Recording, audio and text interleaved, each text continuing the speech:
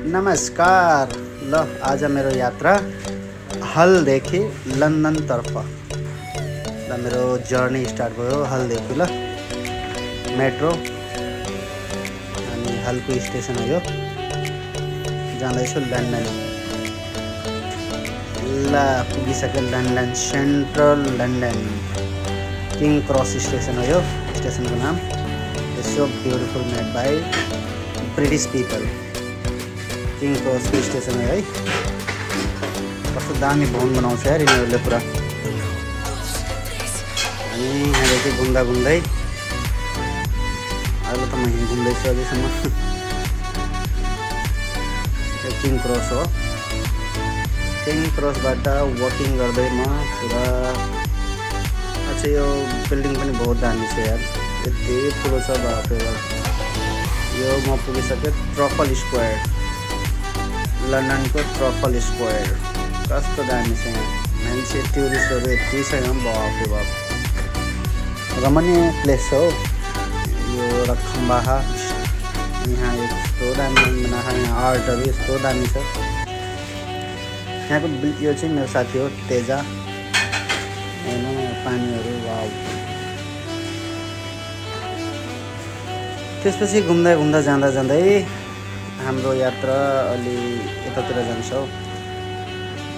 त्यो के रानी त होइन यो खै यो ट्रफल थिएटर हो। त्यसपछि यो यहाँनिर यार यस्तो त्यो गार्डहरू यस्तो दामीसँग पुरा सो देखाउँछ। पुरा घोडामा बसेर पुरा गार्डहरू मान्छे हेर्ने मान्छेको झुल लागेको थियो त्यहाँ पुरा। यहाँको बिल्डिङ फेरि यस्तो टकाटक बनाउँछ यार। हामी आइपुग्यो अब यो लन्डन आइज। कस्तो दामी छ लन्डन आइज। यहाँ पुरा न्यु इयरमा कस्तो दामी भएको थियो। यहाँ जान त पाएन म, बट यहीँ इन्टरनेटबाट देखेको थिएँ, टिकटकबाटै देखेको थिएँ बिल्डिङहरू। वाउ यस्तो पक्का बिल्डिङ बनाउँछ यिनीहरूले कि 100 साल चलोस् यस्तो मजबुत गरेर बनाएको छ यिनीहरू। फेरि फर्केर म त्यही ट्रफल स्क्वायर आएँ एकछिन। अनि यो बिल्डिङहरू हेर्नु वाउ, डिजाइनहरू हेर्नु न। घरमा बुट्टाहरू कस्तो दामी हाल्छ यार यिनीहरूले।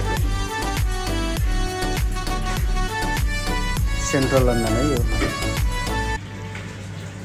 मान्छे यस्तो एक्सपेन्सिभ छ फेरि लन्डन बस्नलाई बाफ रे बाफ। यहाँ लाइक रुमहरू नै पाउँदैन। एक डेढ घन्टा ट्रेन लगेर गाउँतिर जानुपर्छ बस्नलाई। अनि मेट्रो अब ट्राभल खर्च त भइहाल्यो। 150 जति आउँछ ट्राभल खर्च मन्थली। रुमहरू त त्यही 600-700 पर्छ यार पुरा।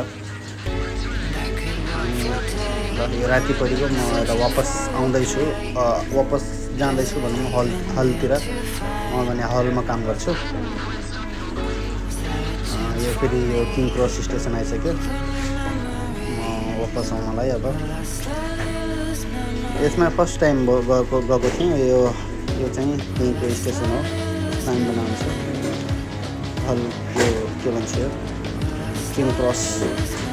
अनि यो मेरो अर्को दिन यात्रा भयो। फेरि सेकेन्ड टाइम लाइक 2 दिन पहिला म गएको थिएँ लन्डन।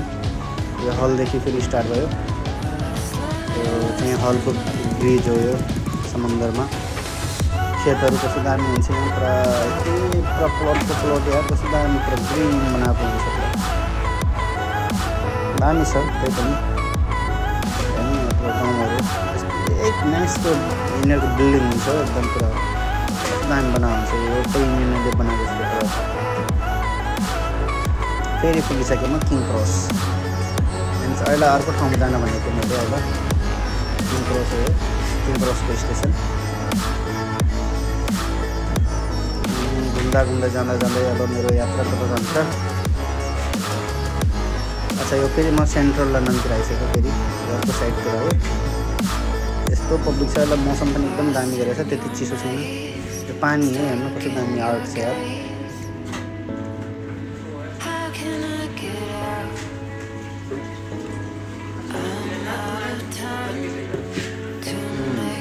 हेर्नु कस्तो दामी छ यार। यो घरहरू हेर बाउ। यो चाहिँ बडा रमाइलो लाग्यो। यति तल मेट्रो चल्छ यार बाफ रे बाफ। हाम्रो नेपालमा यति तल खड्डा खोज्दा त हामी पानी नै आउँछ यार माथि अटोमेटिक। यिनीहरूको मेट्रो यति तल चल्छ बाफ रे बाफ। कति गहिराइमा चल्छ भने थाहा हुन्छ यहाँदेखि।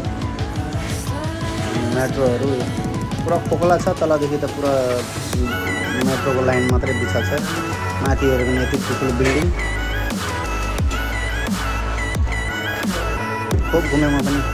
अब यो आइगयो हाम्रो यो London bridge, one of the most beautiful and expensive place.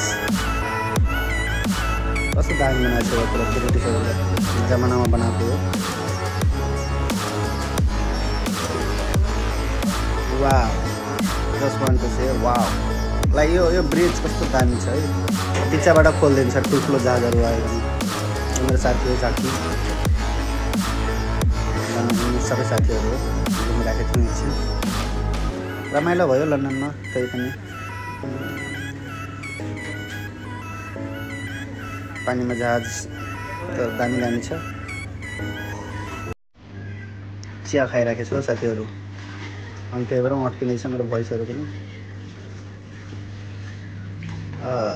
हेर्नु माथि हामी आइसक्यो लन्डन ब्रिजमा। अलि टुरिस्ट धेरै छ यहाँ, चाइनिज धेरै छ यहाँ, चाइनिज, इन्डियन, पाकिस्तानी, बङ्गलादेशी यति छ यहाँ। बाप रे बाप, यस्तो लाग्दैन कि म यहाँ इङ्ल्यान्डमा छु, यस्तो लाग्छ म इन्डिया आइसकेँ या समथिङ समवेयर आइछु म। ब्रिज त बहुत दामी बनाएको छ यार भाइको।